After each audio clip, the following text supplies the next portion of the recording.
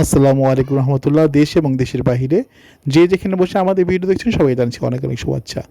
আজকে এসে বলেছি মাওতল কোনাপাড়া শান্তিপাক শামসুল হক স্কুল অ্যান্ড কলেজ যে এলাকা অবস্থিত, ঠিক সেই মহল্লাতে একটি আড়েকাটা প্লট দেখার জন্য 16 ফিট রোড ধরে সামনে বের হলে 12 ফিট রোডে জাস্ট এই প্লটটি বিক্রি হবে। আড়েকাটা জায়গাটির মূল আকর্ষণ হচ্ছে এর মুখটি অনেকই বড়, যার কারণে আপনি চাইলেই 4টি দোকান ভাড়া দিতে পারবেন। তো এটি পাশে দেখছেন 10তলা বহুতল বিল্ডিং 2 থেকে 3টা অলরেডি কমপ্লিট হয়ে গিয়েছে এবং এর পাশ ধরে এটি মসজিদের সাথে এই আরেকখানা জায়গা অবস্থিত। আপনারা যারা শামসুল হক স্কুলের অত্র এলাকাতেই জমি করছেন, এই আরেকখানা প্লট আপনাদের জন্য হতে পারে একটি আদর্শ প্লট।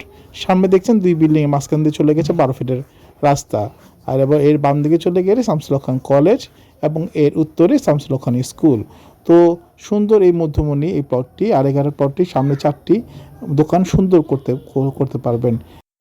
আড়াই কাঠার এই সুন্দর প্লটটি কিনতে হলে আপনাদের গুনতে হবে 1,10,00,000 টাকা।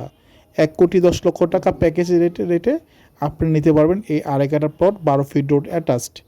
তো বন্ধুরা, আপনারা যদি আগ্রহী হয়ে থাকেন শামসুল হক স্কুল এবং কলেজের পাশে এবং অত্র মহল্লাতে আপনারা কোনো আড়াইখানা প্লট খুঁজে থাকেন এবং নিচে দোকানপাট করতে পারবেন এরকম চিন্তাভাবনা থাকে, তাহলে আপনারা এই প্লটটি 1,10,00,000 টাকা দিয়ে কিনে নিতে পারেন।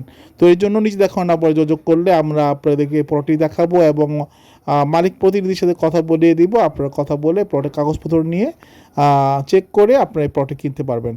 তো আজ যাচ্ছি কিন্তু আছি না, ফিরে আসবো এরকম আরও অনেক ভিডিও নিয়ে। সেই পর্যন্ত আমাদের সঙ্গে থাকতে হলে অবশ্যই চ্যানেলটি সাবস্ক্রাইব করতে হবে, সাবস্ক্রাইব করে আমাদের সঙ্গে থাকতে হবে এবং নতুন নতুন ভিডিও পাওয়ার জন্য অপেক্ষা করতে হবে। তো সবাই ভালো থাকবেন, নিচে দেখা নাম্বার যোগাযোগ করবেন। আর এছাড়া আমাদের অত্র এলাকায় প্লট, ফ্ল্যাট, বিল্ডিং, বাড়ি, ঘর আমরা ক্রয় এবং বিক্রয় করে থাকি এবং অ্যাড দিয়ে থাকি।